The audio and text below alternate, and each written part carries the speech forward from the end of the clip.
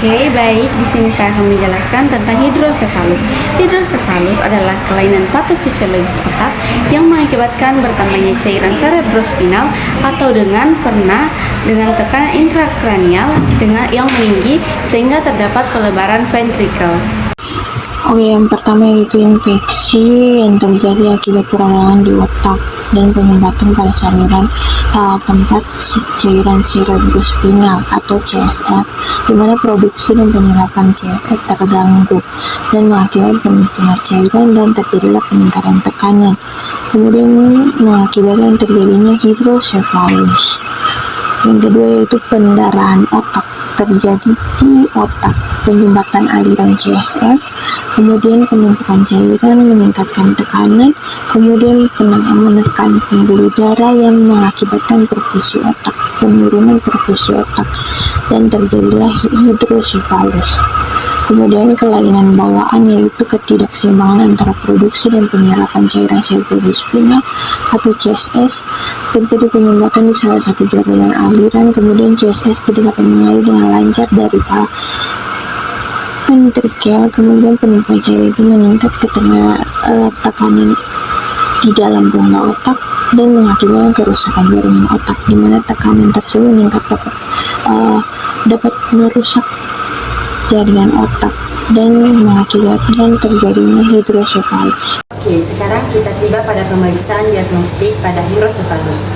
Perlu kita ketahui dari awal bahwa hidrosefalus itu adalah kondisi di mana terjadi penumpukan cairan cerebrospinal atau CSF di dalam rongga otak atau ventrikel, sehingga menyebabkan pelebaran ventrikel dan peningkatan tekanan dalam kepala.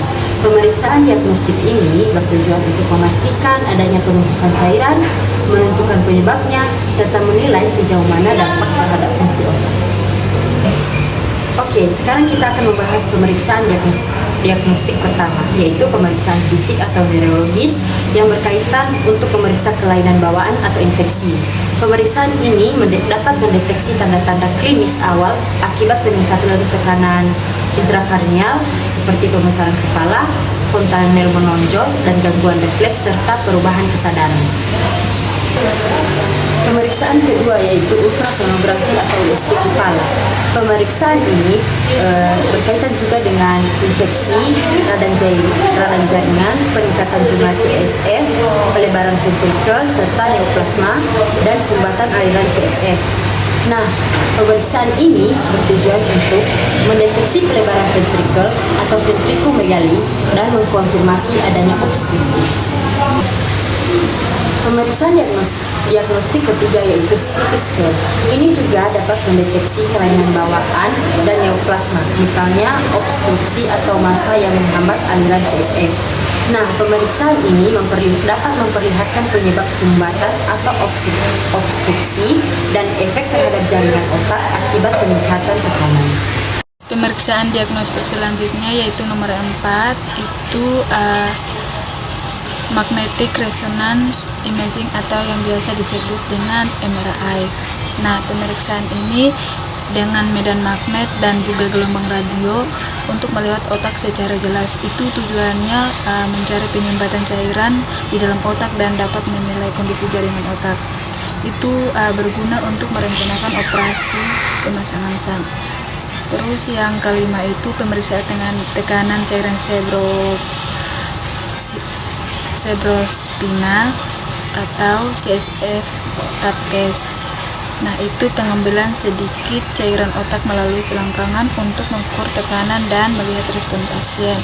Jika gejala membaik setelah cairan diambil, berarti pemasangan tersebut kemungkinan dapat berhasil. Pada etiologi infeksi, terjadi peradangan pada otak yang menyebabkan pembengkakan dan penyumbatan pada saluran tempat mengalirnya cairan cerebrospinal. Akibat penyumbatan ini, produksi dan penyerapan cairan cerebrospinal menjadi terganggu, sehingga cairan menumpuk di dalam ventrikel otak dan menimbulkan peningkatan tekanan intrakranial. Pada hidrosefalus, terjadi penumpukan cairan cerebrospinal di dalam otak yang menyebabkan tekanan meningkat dan menekan jaringan otak di sekitarnya.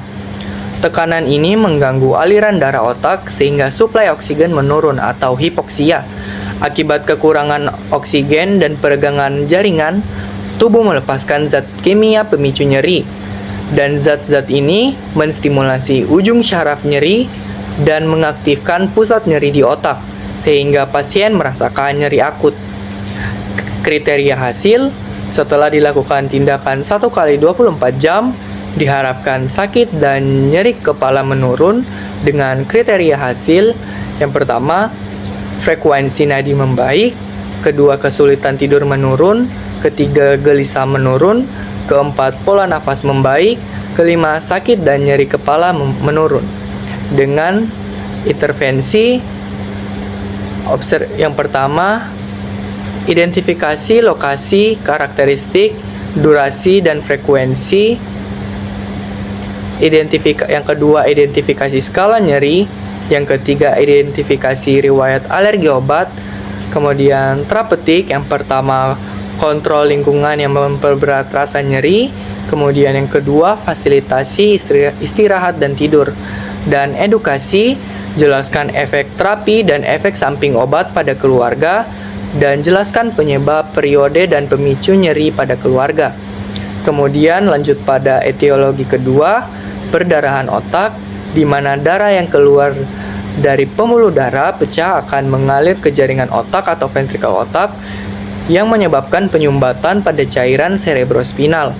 Akibat cairan cerebrospinal tidak dapat mengalir dan terserap dengan normal, sehingga terjadi penumpukan cairan di ventrikel otak.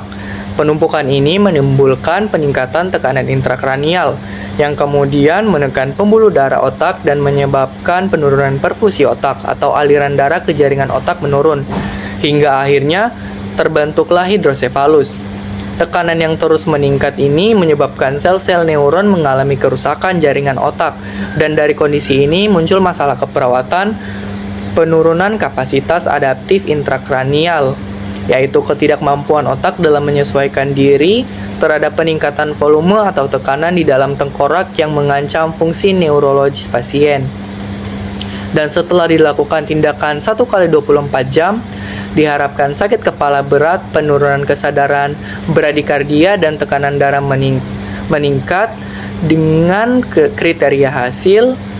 Yang pertama, tingkat kesadaran meningkat, bradikardia menurun, pola nafas membaik, sakit kepala menurun, tekanan darah membaik. Dan dilakukan intervensi yang pertama, observasi, monitor status pernafasan, monitor tanda atau gejala peningkatan TIK, misalnya bradikardia. Kemudian yang ketiga, monitor cairan cerebrospinalis. Kemudian terapeutik, berikan posisi semifowler, cegah terjadi kejang, dan minimalkan stimulus dengan menyediakan lingkungan yang tenang. Oke, adapun tindakan medik yang dilakukan, yaitu yang pertama itu produksi cairan cerebrospinal berlebihan. Nah, tujuan terapi medik ini yaitu untuk mengurangi produksi CSS agar tekanan pada otak itu menurun. Nah, yang dimana tindakan medik ini dilakukan dengan pemberian obat diuretik. Nah, yang dimana itu ada obat acetazolamid dan furosemide. Nah, jika ada edema di cerebralnya itu bisa dikasih kortikosteroid. Nah, penjelasan atau rasionalnya ini adalah obat diuretik ini menurunkan produksi CSS dari plexus choroid, membantu mengontrol peningkatan tik sementara sebelum tindakan definitif. Oke, adapun tindakan medik yang kedua yaitu peningkatan resistensi aliran CSS atau hambatan aliran. Nah, tujuan terapi medik ini yaitu untuk mengalihkan jalur aliran CSS agar tidak menumpuk di ventrikel. Nah, tindakan medik yang dilakukan itu sendiri yaitu adalah pemasangan VIP shunts atau ventriculoperitoneal shunts, dan juga bisa endoscopic right ventriculostomy atau penjelasan atau rasional itu adalah shunt mengalirkan cairan otak ke rongga peritoneum, sedangkan menciptakan saluran alternatif di dapat vertikal ke ruang supraconoid.